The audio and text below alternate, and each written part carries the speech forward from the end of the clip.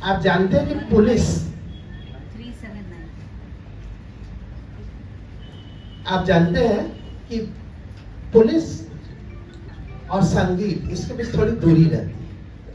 बहुत ही कम पुलिस के अधिकारी होते हैं जिन्हें संगीत से भी प्रेम होता है। और एक यहाँ पे ऐसे पुलिस अधिकारी आए थे, श्री विजय राघव पंत जी। उनके आने पर यहाँ पे संगीत की बहार बह गई थी शहर में। जिस कार्यक्रम में भी मौका मिलता था वो जरूर आते थे। और ऐसा करते करते उन्होंने कहा कि मुझसे उनकी बहुत अच्छी मित्रता हो गई। हमसे बड़े हैं काफी, लेकिन फिर भी मैं मित्रता ही कहना चाहूंगा। मेरा काम हुआ करता था उनके अनुरोध पर कि उनको सुनने के लिए कौन कौन से कैसेट मतलब उस जमाने की बात है, सीडी तब ठीक से आ नहीं पाए थी, तो वो कैसेट्स जब थे तो हमको अच्छे अच्छे क्लासिकल कैसेट्स अपनी चॉइस से चुन चुन के लाने पड़ते थे। और लाने के बाद उनको किसी न किसी थाने से कोई आदमी आकर के ले जाता था मुझसे, और वो उसको सुन करके जब भी उनको मौका मिलता था जरूर सुनते थे। बाद में वो हमसे फोन पर बात भी करते थे। मेरे घर में आके खाना भी खाए, बहुत अच्छा लगा। बाद में जब वो नैनीताल चले गए तो वहाँ पे मेरा कार्यक्रम भी रखा। लेकिन मैं जिसका कह रहा था, जिस घटना के बारे में, उन्होंने अपने यहाँ पे एक कार्यक्रम रखा, कहा कि आपका गाना रखेंगे वहाँ पे मेरे निवास पर। अब डीआईजी के आवाज पर गाना बजाना, हम लोग भी बड़ा कुछ अटपटा सा लग रहा था। लेकिन आपको बता रहे हैं कि शहर के जितने भी कलाकार थे, वे लगभग सभी लोग को उन्होंने बस खाली फोन करके बुला लिया सबको, सब लोग पहुंच गए। और उनकी ये सोच देखी कि उन्होंने कलाकार का, मैंने मैं एक बहुत छोटा सा, ऐसे तो पंडित कृष्ण महाराज जी भी वहाँ मौजूद थे और बहुत सारे लोग मौजूद थे, मंजू सुंदरम जी और बहुत सारे लोग, जितने भी शहर के अधिकारी थे वो तो आने ही आने थे। उनके या तो मित्र थे या उनके सबॉर्डिनेट थे। साथ में यहाँ के जो 3 कुलपति हैं, तीनों कुलपतियों का वहाँ पे कुलपति जियों का आगमन हुआ था। और भले ही थोड़ी थोड़ी देर के लिए सब आए, लेकिन पूरे उस स्थान पर शहर के जितने भी अग्रणी लोग हैं, सब के सब किसी भी विधा से वो सब मौजूद थे। उन्होंने कलाकार का जो वर्णन या कुछ परिचय देना था, उसके लिए भी किसी ऐसे वैसे व्यक्ति को नहीं खोजा। उन्होंने पंडित कृष्णकांत शर्मा जी को खोजा। और मुझे याद है कि उन्होंने इतने सुंदर शब्दों में उस दिन कुछ कुछ बातें कही थी। और जब आज आप स्वयं मौजूद हैं तो क्यों ना आपसे थोड़ा सुना जाए आज कुछ।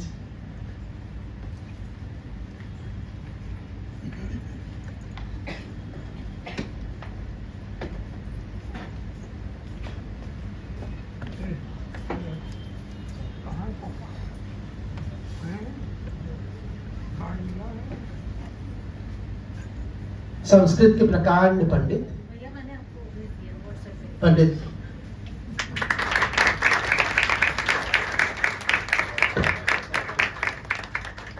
मुझे बहुत खुशी हो रही है कि आप आज आए। मैं आपका बहुत बहुत आभार करता हूँ और कुछ आशीर्वाद। नमस्ते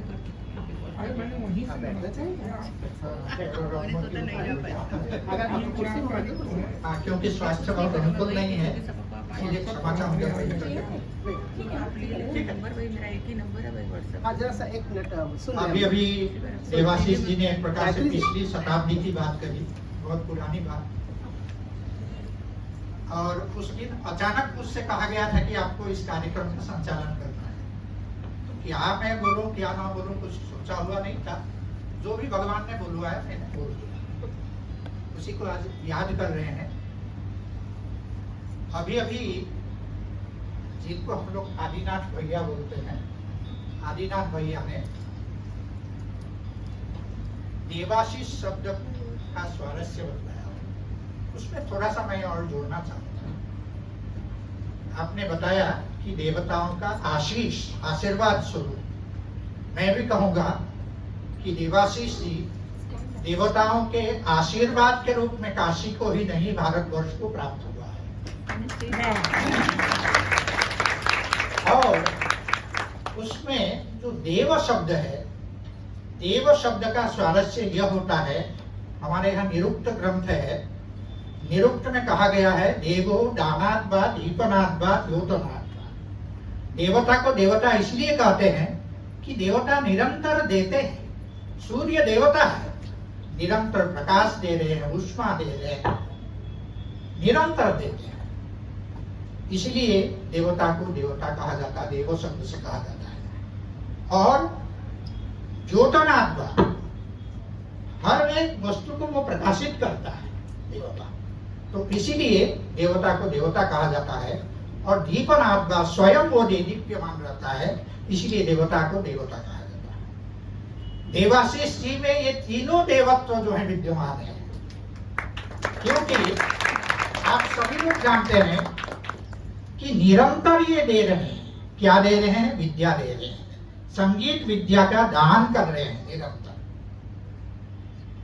और उस विद्या दान के चलते और एक कलाकार के रूप में आप देदीप्यमान है, प्रकाशित है, इसीलिए देवत शब्द का जो अर्थ है, स्वारस्य है, वो सब आप में घटित होता है।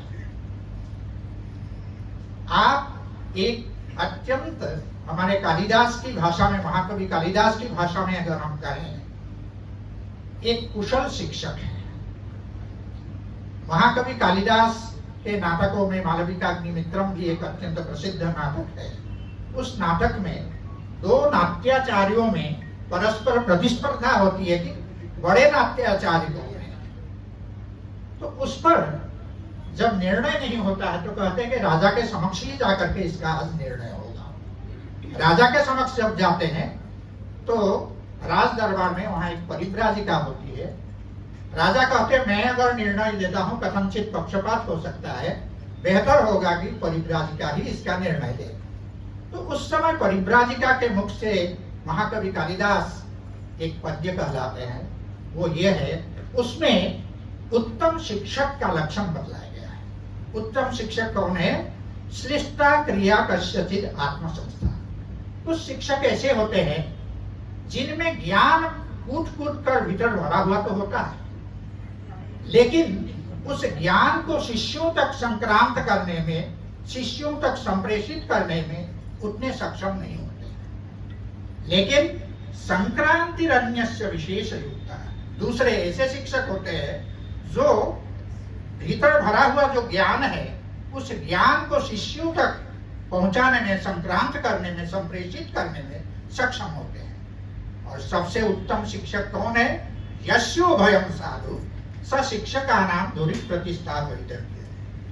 जिनमें ये दोनों विद्यमान हो, ज्ञान भी कूट कूट कर भरा हुआ हो और उस ज्ञान को शिष्यों तक संप्रेषित करने में भी सक्षम हो, वो सर्वोत्तम शिक्षक कहलाता है। देवाशीष जी उसी के निदर्शन है, क्योंकि इन्होंने संगीत की अगर शिक्षा अपने सिद्ध गुरुओं से प्राप्त की, उस शिक्षा को, उस विद्या को दूसरे तक पहुंचाने का निरंतर कार्य कर रहे हैं और उसमें सफल है।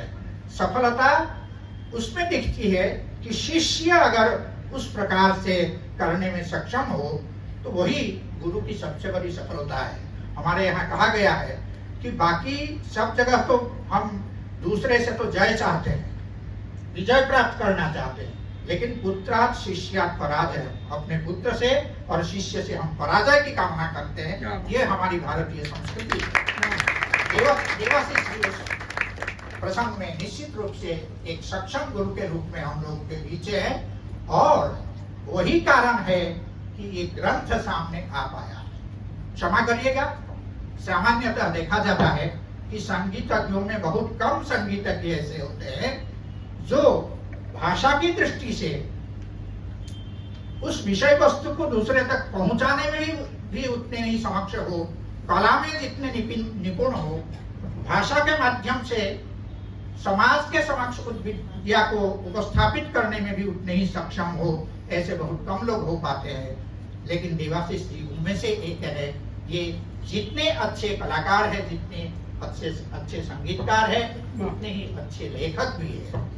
तो इसीलिए आज आपने जो पुस्तक का विमोचन किया है, उस पुस्तक के विमोचन के लिए भी आपको बधाई देते हैं और साथ ही ये जो 61वां आपका जन्मदिवस है, इस जन्मदिवस के लिए हम हृदय से आपको बहुत बहुत बधाई देते हैं आशीर्वाद देने की क्षमता तो नहीं है।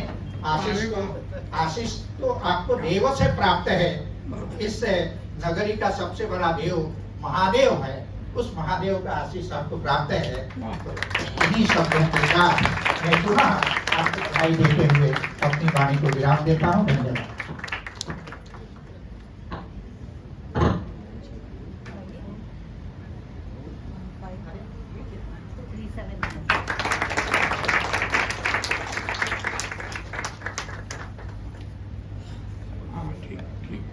आशीर्वाद आप नहीं देंगे तो क्या मैं नहीं ले लूंगा आपसे? इतना मेरा हक है, आप मेरे जीजा जी है ना, तो मैं ऐसे ही ले लूंगा।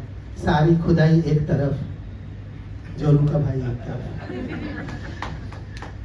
तो इसलिए मैं आपका बहुत प्यारा अपने आप को समझता भी हूँ। और जब बात दीदी की हो गई है तो फिर दीदी से भी कुछ दो शब्द सुन लेते हैं।